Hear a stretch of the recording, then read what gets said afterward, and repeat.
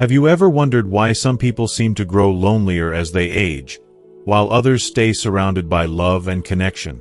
It's not just about wrinkles or slowing down.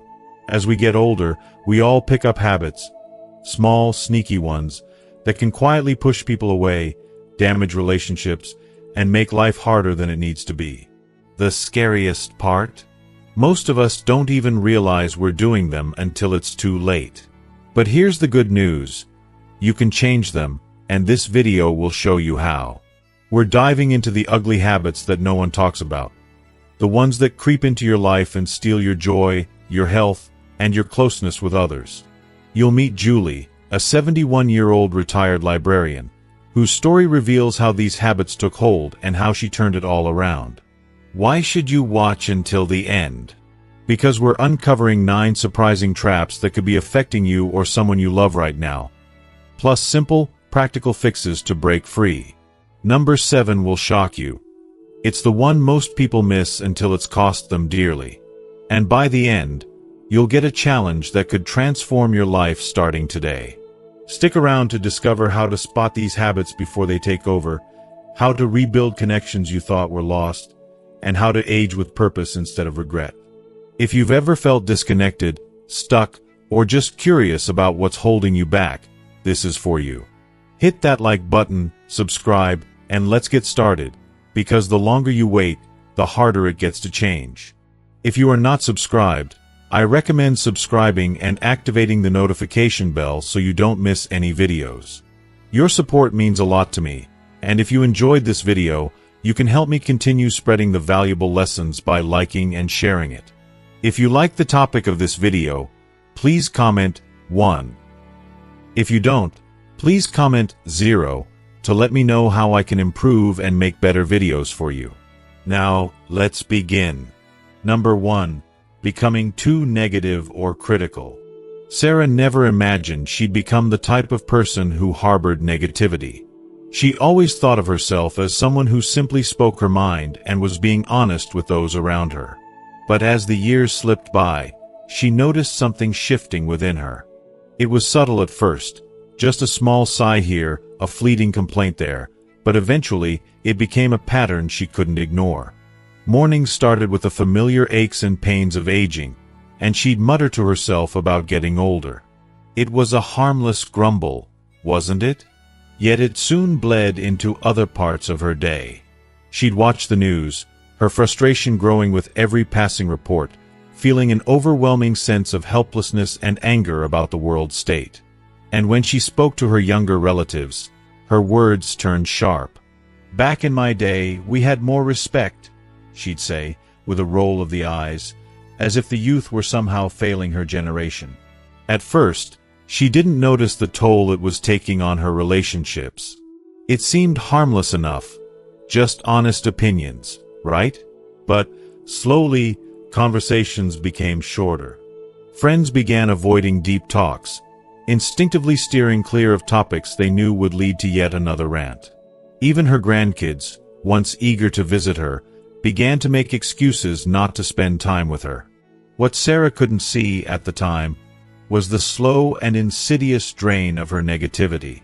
No matter how justified, no one wants to leave a conversation feeling worse than when they arrived. And the truth is, that negativity, like a weight, pulls people down, making them recoil rather than connect. The reality is, it's easy to slip into a cycle of criticism. Life can feel overwhelming as the world changes around us, especially when things don't always seem to make sense or feel comfortable. Our bodies don't function the way they used to. Things that were once second nature, like shopping, driving, or even using a smartphone, can suddenly become sources of frustration. Venting about it can feel like a release. But when negativity becomes your default mode, it becomes a shield that isolates you, rather than a tool to process your emotions. So how do you shift this energy? Try starting your conversations with something positive. Instead of leading with complaints, consider beginning with gratitude. "I woke up feeling good today," or "the sunset was so beautiful last night," could become part of your daily reflections. Positive energy has a way of spreading. It's magnetic. People are drawn to those who uplift them rather than weigh them down. And when you do need to vent, set limits. Give yourself a couple of minutes to express your frustrations, and then move on to something more constructive. Curiosity is far more powerful than criticism. Ask questions, especially about things you don't understand. Instead of dismissing the things your grandkids are into, whether it's an app or a game, try saying, "Tell me more about that." It creates connection, rather than pushing them away. When Sarah started making these small changes, leading with positivity, showing genuine interest in her grandkids' lives, and expressing gratitude more often, she noticed a remarkable shift. Conversations lasted longer. People began to open up to her again, and slowly, the warmth of connection that had been missing came rushing back. What she learned, painfully at first, was that the energy you put into the world is the energy you receive. If you want connection, you have to give it. And it starts with how you speak, how you show up in the world, and the way you choose to see it. Number 2. Ignoring personal hygiene and appearance. There was a time when Sarah loved to dress up. She took pride in her appearance, always choosing the perfect outfit, applying her makeup just so, and ensuring her hair was styled perfectly before leaving the house. She had a collection of beautiful clothes, blouses in every color, and a signature scent that she wore with confidence. But as the years went by, something began to change. It started with small things, skipping hair appointments or opting for comfortable, baggy clothes instead of the stylish outfits she used to wear. She began to ask herself, why bother? She wasn't trying to impress anyone anymore. Over time, she found herself staying in her house clothes all day and rarely glancing in the mirror. She convinced herself that it didn't matter. But, deep down, something was shifting inside her. She started to feel different. And it wasn't just about how others saw her, it was about how she saw herself. Sarah began to notice the way people treated her. Strangers, who used to compliment her on her bright outfits, now barely made eye contact. Friends, who once invited her out for lunch or to a movie, started asking her to join less frequently. When Sarah looked at old photos of herself, she hardly recognized the vibrant woman she once was. Where had she gone? What happened to the woman who radiated joy and confidence? The truth she hadn't fully grasped was that how we present ourselves to the world affects not only how others perceive us but also how we perceive ourselves. Personal appearance isn't about vanity, it's about self-respect, about honoring the person you are, regardless of age. It's about showing up for yourself, about feeling good in your skin and saying, I matter. How do you reverse this? Start with small, manageable steps. Get dressed, even if you're not going anywhere special. It doesn't have to be a designer outfit. Just clean, well-fitting clothes that make you feel comfortable and good about yourself. Taking a shower, brushing your hair, trimming your nails, these small acts of care send a powerful message to yourself. I am worth this effort. Wearing something you love, something that brings you joy, can elevate your spirit. Those small details, like a spritz of perfume or a favorite piece of jewelry, can make all the difference. They remind you of who you are, of the woman you've always been, and the one you're still becoming. When Sarah started paying attention to these simple habits again, brushing her hair, wearing her favorite blouse, and even putting on a little lipstick, she noticed something magical happening. She started feeling lighter, more confident, and yes, even beautiful again. People began to smile at her when she walked into a room. She felt seen. And, more importantly, she felt like herself again. It was as though the vibrant woman she thought she had lost was quietly returning, not just in the eyes of others, but in her own eyes as well. Number 3. Becoming stubborn and resistant to change. If you are still watching this video and find these lessons useful, please comment 1 below to let me know that you are still here with me. Sarah had always prided herself on being someone who knew exactly what she liked and how she liked it. She was set in her ways, and that had always been her comfort zone. Why change what worked for decades? But when her children and grandchildren started communicating through text messages instead of phone calls, Sarah resisted. "I don't need to learn all that," she would say, dismissing their offers to teach her. "If they want to talk to me, they can pick up the phone." But, over time, those phone calls became fewer and fewer. Family updates, pictures, and birthday reminders began arriving only in group chats she refused to join. She didn't realize it at first, but she was shutting herself off from the people she loved most. It wasn't just about technology. It was about staying connected, about being a part of their lives, about love. But Sarah's stubbornness had begun to isolate her. The truth is, change is inevitable. Life moves forward, and it's easy to feel resistant when it feels like the world is leaving you behind. The trick, however, is to stay open. It's easy to say, "I don't need that," but there's a quiet strength in saying, "I'll try." Saying yes to change, no matter how small, keeps you engaged, keeps you sharp. You don't have to become an expert overnight. Start with small things. Let your grandchildren teach you how to send a text or watch a show they love. Instead of rejecting change, embrace it. You don't know what you're missing until you try. When Sarah finally let her granddaughter teach her how to text, she was surprised by how simple it was. What surprised her even more, though, was the flood of connection she had been missing. Daily photos of her great-grandkids, inside jokes, quick check-ins that made her feel like she belonged. By letting go of her resistance, she was able to embrace something far more valuable than new technology: connection. It wasn't just about learning to text, it was about staying in touch with the people who mattered most. And in doing so, she not only gained access to new ways of communicating, but she also found a deeper sense of love and connection in her relationships. Number 4. Hoarding and refusing to let go of clutter. Sarah had always been sentimental. To her, every item in her home held a story, a memory, a piece of the past she couldn't bear to part with. There were old birthday cards that hadn't seen the light of day in decades, stacks of newspapers she promised herself she'd read someday, and clothes she hadn't worn in years, but she couldn't let go of them. She kept them just in case. Over the years, her once cozy home, once a peaceful sanctuary, had transformed into an overwhelming maze of things, cluttering every corner, every shelf, and every room. She couldn't deny it anymore.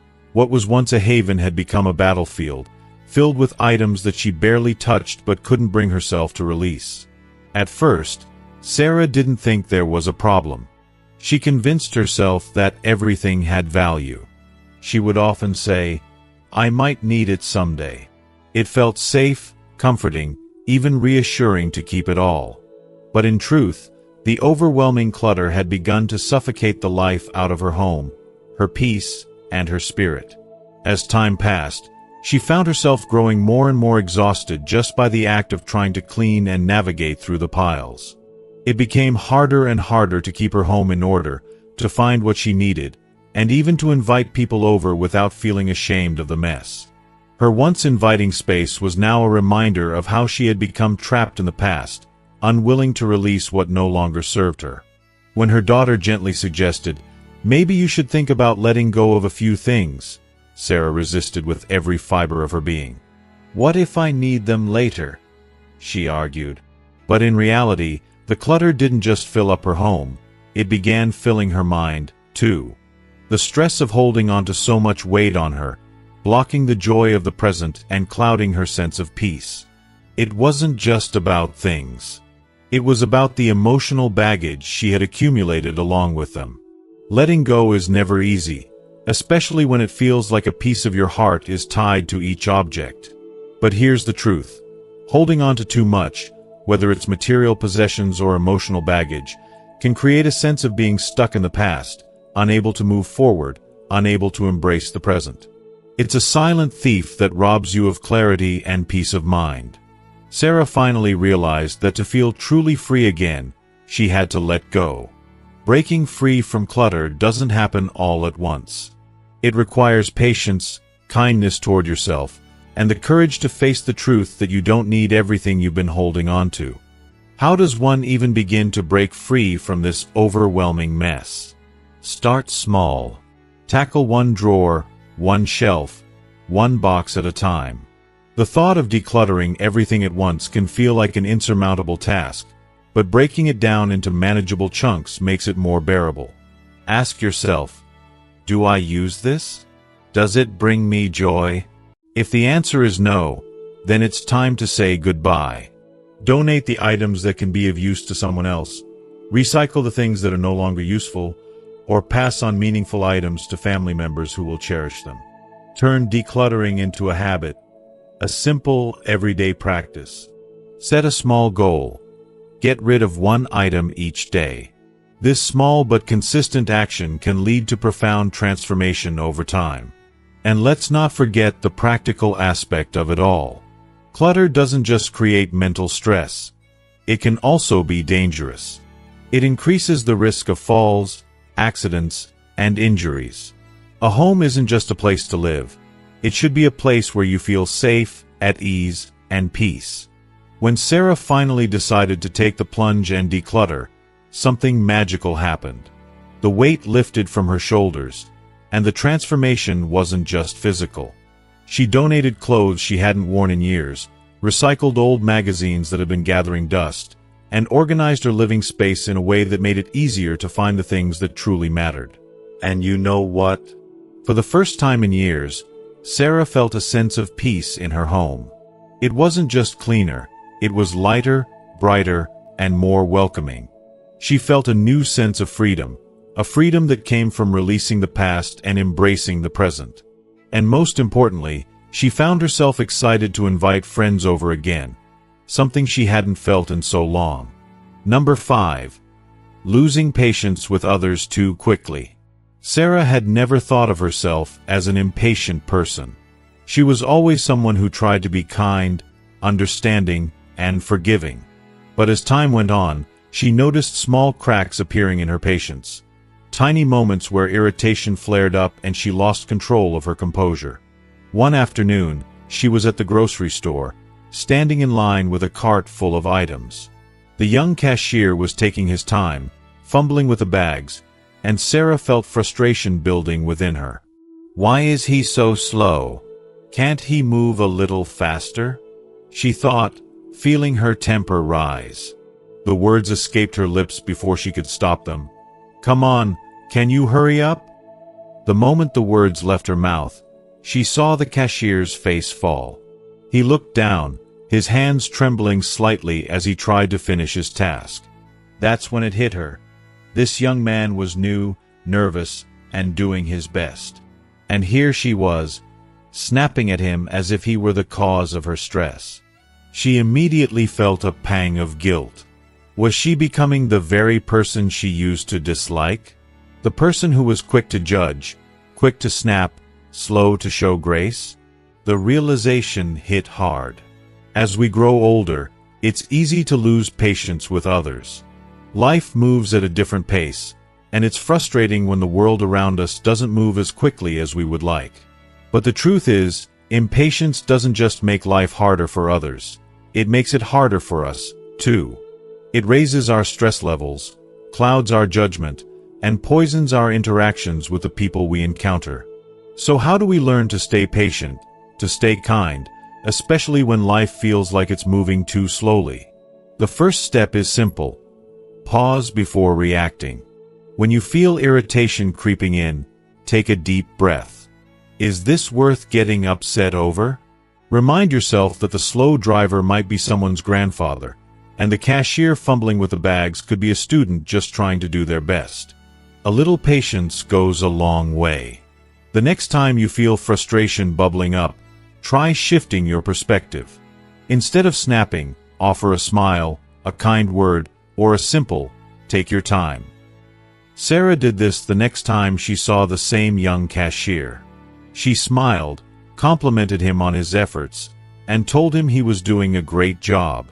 His face lit up, and in that moment, Sarah realized just how powerful kindness can be.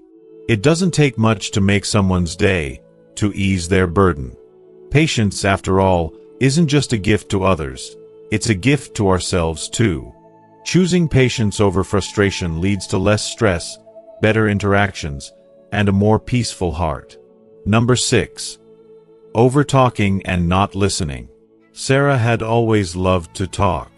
She had a wealth of stories to share, advice to give, and memories to relive. Over the years, she had become known as the storyteller in the family. But there was one problem. She didn't realize how often she dominated the conversations. One day, her daughter, who had been calling less and less, finally opened up to her. "Mom, I love talking to you, but sometimes I don't feel heard," her daughter confessed. "It feels like our calls are all about you, and I never get to share what's on my mind." Sarah was stunned. How had she not seen it? She realized that every time they spoke, she would jump in with her own experiences, stories, and advice, without even pausing to listen. The truth was, Sarah had become so focused on sharing her wisdom that she forgot to give her daughter the space to speak, to be heard. She had been talking, but not listening. As we age, it's easy to fall into the trap of thinking we have all the answers. We want to share our life's lessons, to impart the wisdom we've accumulated over the years. But if we don't take the time to listen, to truly hear our loved ones, we risk pushing them away. Sarah had to face the reality that, in her desire to share, she had unintentionally isolated herself from the people she loved most. The key to better conversations is balance. Don't just talk, listen. If you've been speaking for a while, pause and ask, "What about you? How have things been for you?" Make a conscious effort to show genuine interest in what the other person is saying. Resist the urge to interrupt, even if you have a great story to tell. Give the other person the space to speak. Ask open-ended questions that invite real conversation. Instead of simply asking, "How are you?" try asking, "What's something exciting that happened this week?" The next time Sarah talked to her daughter, she made a conscious effort to listen. She asked more questions, gave her daughter the floor, and only offered advice when it was truly needed. The results were nothing short of amazing. Their conversations became longer, warmer, and more meaningful. Sarah learned that the best conversations aren't about talking more, they're about listening better. And in that simple act of listening, she rediscovered the beauty of connection. Number 7. Pushing people away instead of asking for help. If you are still watching this video and find these lessons useful, please comment 2 below to let me know that you are still here with me. Sarah had always prided herself on being fiercely independent. It was her identity, her way of life. She had spent decades nurturing and caring for others, raising her children with all the love she could muster, managing a bustling household with efficiency, and even offering her hand to neighbors in need. It felt good to be needed, to be the one people turned to. But as the years passed, something started to change. The simple tasks that used to come so easily to her began to feel like insurmountable obstacles. One afternoon, she struggled to lift a heavy grocery bag from her car, her arms trembling with the weight. A young man, walking by, noticed her struggle and, with a kind smile, offered his help. "Need a hand with that?" he asked. Sarah, in her pride, forced a smile and shook her head. "No thank you, I've got it." But she didn't. She didn't. As she dragged the heavy bag inside, the ache in her back intensified, and a wave of frustration and isolation washed over her. Each step felt heavier than the last, not just because of the physical strain, but because of the emotional toll of rejecting someone's kindness. She had pushed away someone who was simply trying to help, someone who saw her struggle and wanted to ease it. And in that moment, Sarah felt more alone than ever before. Later that night, as she sat in the quiet of her home, the painful realization hit her like a cold gust of wind. Her refusal to ask for help, to accept help, wasn't making her stronger. No, it was slowly pulling her away from the very connections that had once brought her comfort. She was choosing isolation over connection, independence over interdependence. Why is asking for help a sign of strength, not weakness? Asking for help doesn't make you a burden. It allows others the opportunity to care for you, to show their love and support. People genuinely want to help, but if you continue to shut them out, eventually, they will stop offering. And when that happens, you'll find yourself not just physically burdened, but emotionally starved. When you accept help, it fosters connection. It builds bridges between hearts, creating moments of shared humanity that go beyond the task at hand. Whether it's holding a door open, lifting a heavy load, or offering an empathetic ear, letting others help makes life easier, not just physically, but emotionally. It's a reminder that we are not meant to struggle alone. And when you let others feel useful, you're giving them a gift. Can you imagine a life where no one ever needed your help? You'd feel unimportant, unneeded. So why deny others the joy of assisting you? Sarah realized she had to change. The next time someone offered help, she promised herself she would stop being so prideful. She'd say yes. The next time she was at the store and saw that young man again, Sarah smiled warmly and said, "Actually, I could use a little help today." His face brightened, and as he grabbed the bag from her hands, Sarah felt a weight lift, not from her back, but from her heart. In that simple exchange, something deep inside her shifted. She felt seen, valued, and most importantly, connected. Have you ever found yourself struggling to ask for help, or felt the joy of offering it to someone else? It's a humbling experience that reminds us we are all in this together. It's okay to let others in. Number 8. Being too frugal to enjoy life. Sarah had always been the picture of financial prudence. A natural at budgeting, she clipped coupons with enthusiasm, skipped vacations with ease, and hesitated long before making any purchase that wasn't necessary. While she had a comfortable amount saved up, there was always that gnawing worry at the back of her mind. What if I need this money later? What if something unexpected happens? It was a constant cycle of saving, saving, saving. But for what? What was the point of accumulating wealth if she wasn't using it to live the life she dreamed of? One day, Sarah's best friend, Emily, invited her on a weekend trip to the countryside. "It'll be so much fun, Sarah," Emily said, her voice filled with excitement. "We'll explore, eat good food, and just relax." Sarah's immediate instinct was to say no. Traveling meant spending money. Restaurants meant spending money. Everything about it made her anxious. What if I regret spending that money? But deep down, a small voice whispered, "When was the last time I treated myself?" For years, Sarah had lived in the mindset of saving for one day. But as she stood there, staring at Emily's invitation, Sarah couldn't help but wonder, what if that one day never comes? What am I saving for if I'm not living now? Why does enjoying your money matter? Being financially responsible is indeed important, but life isn't just about stacking up savings. It's about living, truly living. Experiences, like travel, outings, or hobbies, bring more lasting joy than any material possession ever could. Studies show that spending on experiences creates memories that linger long after the purchase is forgotten, while things, objects, gadgets, clothes, lose their value with time. Sarah had worked hard her whole life to get to this stage, to build financial security. But security without fulfillment is like an empty vessel.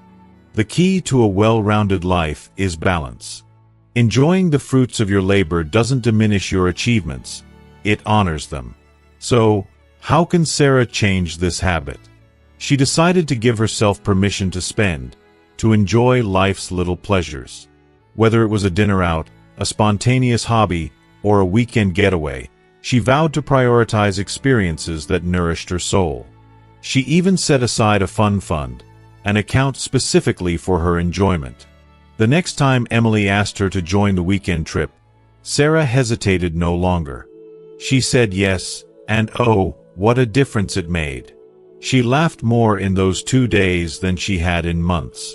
She felt the sun on her face, tasted the joy of good food with good company, and, most importantly, remembered how to live fully. When she watched the sunset with Emily, she realized this was what she had been saving for all along. The moments, the memories, the connection. Money was meant to support her happiness, not just sit untouched in a bank. What experience have you been putting off because of money? Life isn't waiting for you to be ready. The time is now. Number 9. Talking down to younger generations. Sarah adored her grandson, Noah. His visits were the highlight of her week. She loved hearing about his school life, his hobbies, and especially his passion for video games. But lately, those visits had felt different, more distant. Their conversations had become strained, awkward even. She noticed Noah was less eager to talk, more absorbed in his phone than in their time together. One afternoon, Noah brought up a new app he was excited about. Without thinking, Sarah sighed and shook her head. Back in my day, we didn't need all this technology. Kids went outside to play, not stare at screens all day. Noah went quiet. A few minutes later, he mumbled, "I should probably get going." The door clicked shut behind him, and Sarah was left alone, the sharp sting of regret hitting her chest. She hadn't meant to push him away, but she had. Her words, though meant to share wisdom, had only served to make him feel dismissed, invalidated. In her attempt to connect, she had unintentionally built a wall between them. Why does talking down to younger generations push them away? It's easy to get stuck in the nostalgia of the good old days, but constantly reminding younger people that things were better in the past can make them feel like their experiences and challenges don't matter. Instead of fostering understanding, it creates division. Every generation faces its own unique set of challenges, its own battles, and instead of criticizing them for it, we should be lifting them up, offering support and encouragement. So how can Sarah change this habit? The next time Noah mentioned something new, Sarah took a deep breath and said, "That sounds interesting. Tell me more." She didn't dismiss it. Instead, she chose curiosity. She made an effort to understand his world, to ask questions that made him feel heard. And when Noah explained his game strategy, something beautiful happened. They connected, not through criticism, but through mutual respect. Their conversation flowed freely, and for the first time in a long while, they shared a moment of genuine connection. What about you? Have you ever struggled to relate to younger generations? What helped bridge the gap? Sometimes, it's not about changing them. It's about understanding them, seeing the world through their eyes, and meeting them where they are. Number 10. Holding on to grudges and regrets. Holding on to grudges and regrets is like carrying around a heavy weight that slowly wears you down, bit by bit. It's more than just a mental burden. It seeps into every corner of your life, stealing your present joy and clouding your perspective. Every time you allow yourself to dwell on those old wounds, you're denying yourself the beauty of the present moment. Have you ever caught yourself remembering a past injustice or betrayal, and suddenly, you're not only reliving the pain, but it's like the world around you dims a little? That's the grip of resentment. The more you clutch onto those negative memories, the more distant you become from the love and joy that surrounds you today. It's painful to admit, but bitterness can quietly erode relationships. It creeps in, almost unnoticed, making it harder to connect with those you care about. And without realizing it, that resentment grows into a wall that divides you from your loved ones. In the worst cases, it turns into anger, which builds over time, until your heart feels hardened, and you're left wondering why you feel so alone, even in a crowd. And let's not forget about the toll it takes on your health. Grudges and regrets are more than just emotional baggage. They're stress that lingers in your body. The constant tension and negativity can raise your blood pressure, disturb your sleep, and even damage your immune system. You can try to ignore it, but deep down, you know it's affecting you. There's no running away from the consequences of holding on to past pain. If you are still watching this video and find these lessons useful, please comment, 3 below to let me know that you are still here with me. So, how do you let go and find the emotional freedom you so deeply deserve? It starts with accepting the harsh truth that the past can't be undone. What's done is done, and no matter how many times you replay the moments in your mind, they won't change. Instead of asking, "Why did this happen to me?" try flipping that question around. Ask, "What can I learn from this?" In doing so, you free yourself from the grip of the past and empower yourself to shape a future that's healthier and happier. Forgiveness is key, not for the person who hurt you, but for yourself.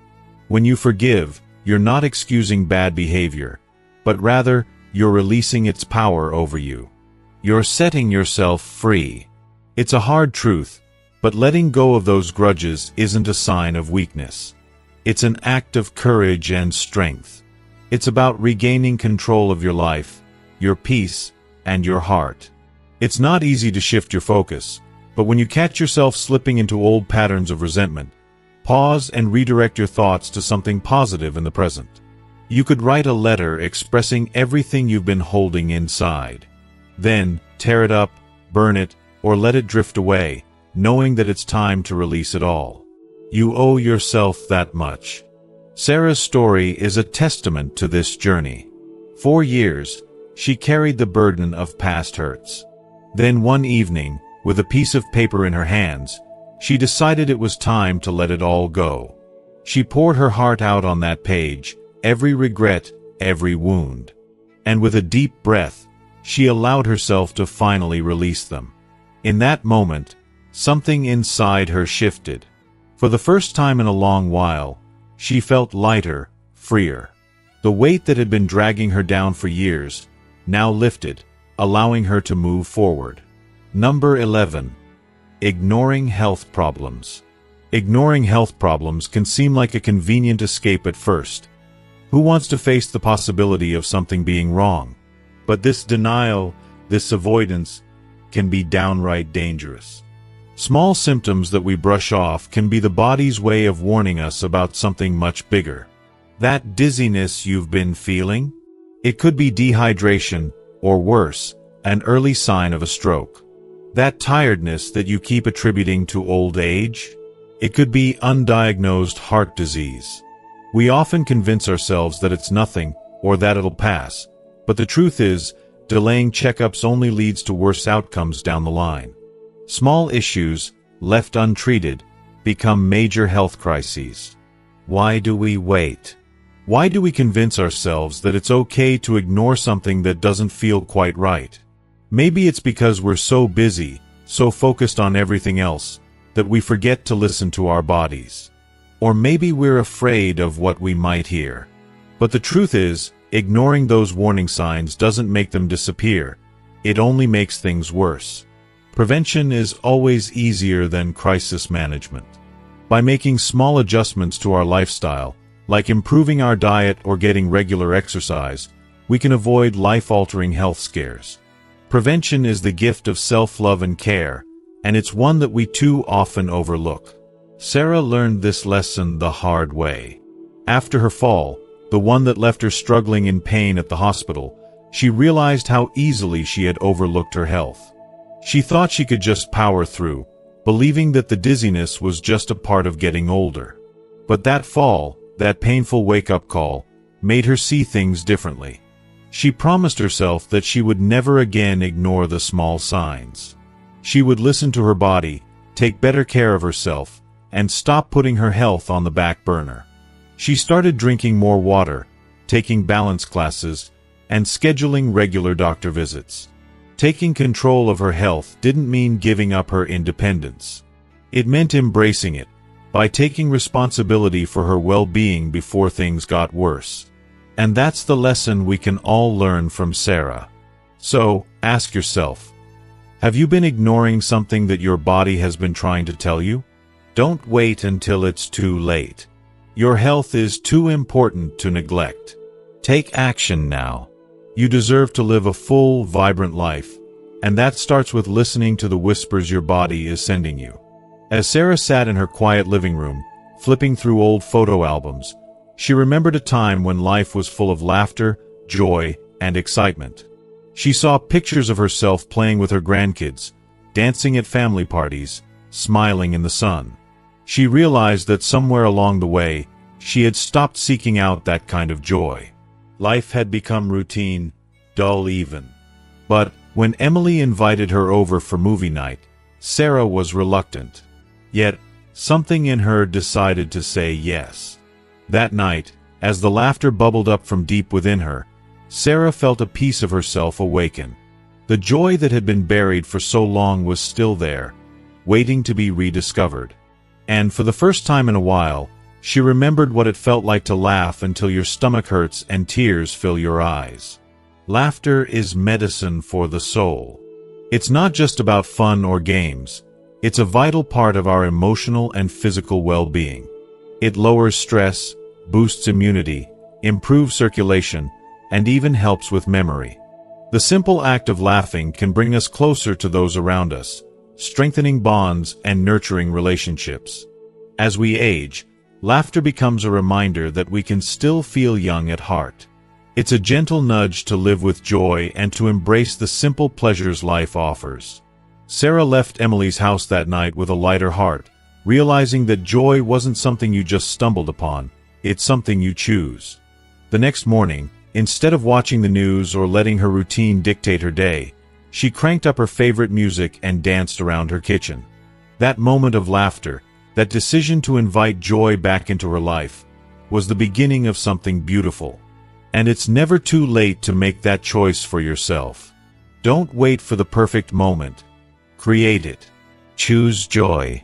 As we reflect on the importance of letting go of grudges, prioritizing our health, and choosing joy in our lives, think about what you've learned today. What resonated with you the most? Maybe it's the power of forgiveness or how laughter can truly be the best medicine for both body and soul. Or perhaps it's the simple truth that ignoring health signs can have serious consequences. Whatever it is, take a moment to think about one thing you've learned today that you'll bring into your life. I'd love to hear from you. What's one lesson you're committed to practicing moving forward? Share your thoughts in the comments below. If you like this video, please leave your comment, and don't forget to like, share, and subscribe to our YouTube channel for more valuable content. Your support means the world to us.